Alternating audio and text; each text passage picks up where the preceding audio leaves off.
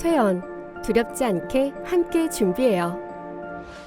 퇴원을 앞두고 퇴원 이후 경제적 어려움이 걱정되거나 통증 등을 포함한 증상이 발생하지는 않을까 두렵거나 혹은 환자를 돌볼 사람이 없어서 곤란하다는 등의 이유로 퇴원이 망설여지셨던 적이 있으셨나요?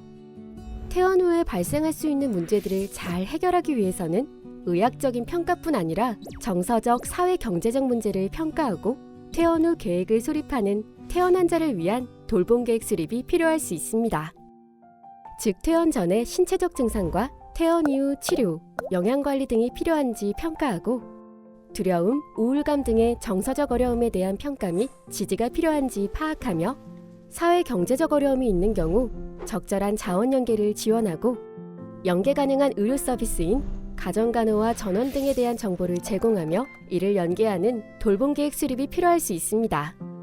그럼 사회 경제적 지원을 위한 지역사회 복지자원 연계와 가정간호, 전원에 대한 정보를 조금 더 알아볼까요? 지역사회 복지자원 연계.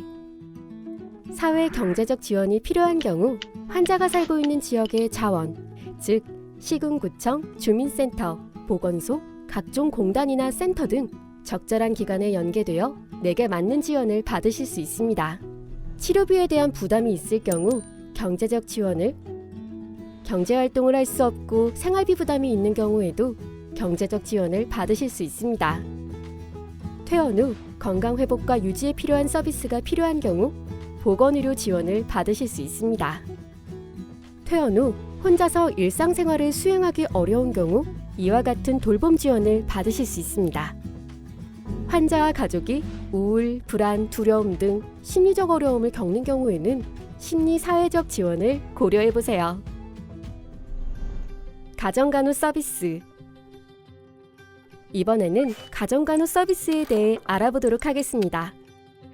가정간호를 받는 환자들은 기본적으로 치료적 간호 외에도 검사 관련 업무, 투약 및 주사, 환자 및 가족의 교육 상담 등을 제공받을 수 있습니다. 가정간호 서비스가 가능한 의료기관은 대한간호협회 가정간호사회 페이지에서 확인하실 수 있습니다. 지역사회 의료기관으로의 전원. 가정간호를 제공하는 병원이 자택 주변에 없거나 퇴원 후에도 재활치료, 입원치료가 더 필요한 경우 지역에 있는 병원으로 전원을 고려할 수 있습니다.